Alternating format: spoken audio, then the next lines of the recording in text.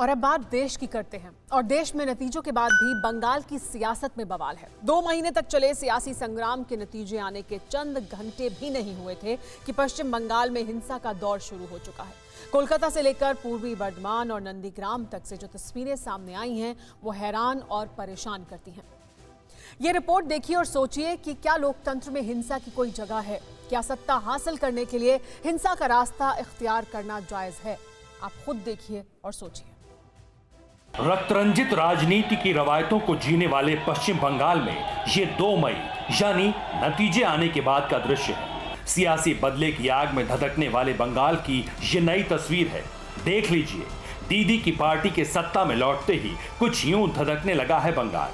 घर, दफ्तर राख में तब्दील होने लगे, कानून व्यवस्था छिन्न भिन्न होने लगी। बताया जा रहा है कि बमों की मार से धुआं धुआं हुआ ये मकान बीजेपी का दफ्तर है।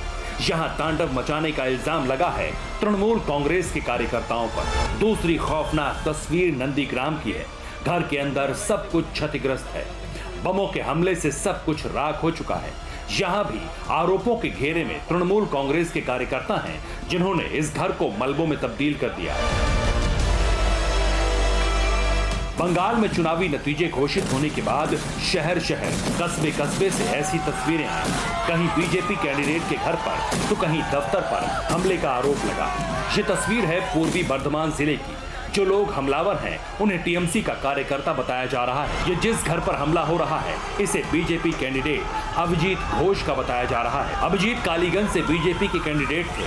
यहाँ पर हमले का आरोप टीएमसी के कार्यकर्ताओं पर। उधर अलीपुरद्वार में भी ऐसे ही घरों को जला दिया गया, तोड़ दिया गया। ये सारे घर बीजेपी समर्थकों के बताए जा रहे हैं। यहाँ भी इल्जाम है कि टीएमसी कार्यकर्ताओं ने बीजेपी कार्यकर्ताओं के घर में आग लगा दी। अलीपुरद्वार के दूसरे हिस्सों से भी ऐसी ही तस्वीरें आई। एफआईआर दर्ज की गई। इस सब के बीच कोलकाता में भी बीजेपी दफ्तर में तोड़फोड़ का आरोप है।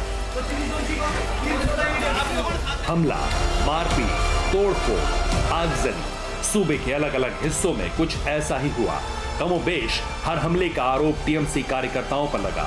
हिंसा की ये तपिश कोलकाता तक पहुंची और कानून व्यवस्था का सवाल ममता बनर्जी के सामने भी उठा। আমি সবাইকে বলবো যে শান্ত থেকে যেন আমরা কেউ কোনো ভায়োলেন্সে না জড়াই।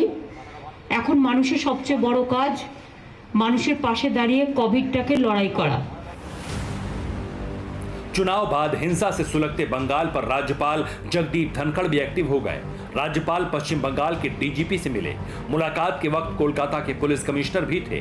राज्यपाल ने हिंसा को लेकर पुलिस को सख्त हिदायत दी और हिंसा फैलाने वाले तत्वों के खिलाफ सख्त कार्रवाई के आदेश भी। बाद में राज्यपाल ने ट्वीट भी किया।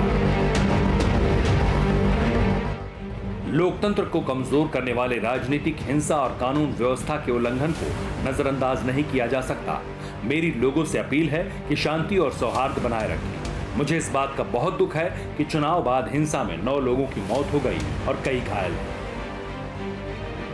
इस बीच बंगाल बीजेपी ने लिस्ट जारी की है जिसमें पिछले 24 घंटों के दौरान बीजेपी कार्यकर्ताओं की हत्या का आरोप लगाया है। बीजेपी की लिस्ट के मुताबिक जगदल में शोभा रानी मंडल, राणाघाट में उत्तम घोष, बेलाघाट में अभिजीत सरकार, सोनारपुर दक्षिण में होरोम अधिकारी, सितलकुची में मोमिक मोइत्रा, बोलपुर में गौरव सरकार। बंगाल और राजनीतिक हिंसा का रिश्ता दशकों पुराना है। बंगाल चुनाव के दौरान इस पर बीजेपी और तृणमूल के बीच आरोप प्रत्यारोप का दौर भी चल चुका है। एक बार फिर चुनाव नतीजों के बाद यानी 2 मई के बाद हिंसा की हकीकत बयां हो रही है। राज्यपाल और मुख्यमंत्री एक्शन में हैं। उम्मीद है कि नई सरकार के शपथ ग्रहण के साथ सियासी रंजिश और हिंसा का तांडव कम हो जाएगा। न्यूज़ टॉप 9 रोज सुबह 7 बजे और शाम 7 बजे सिर्फ TV9 भारतवर्ष पर।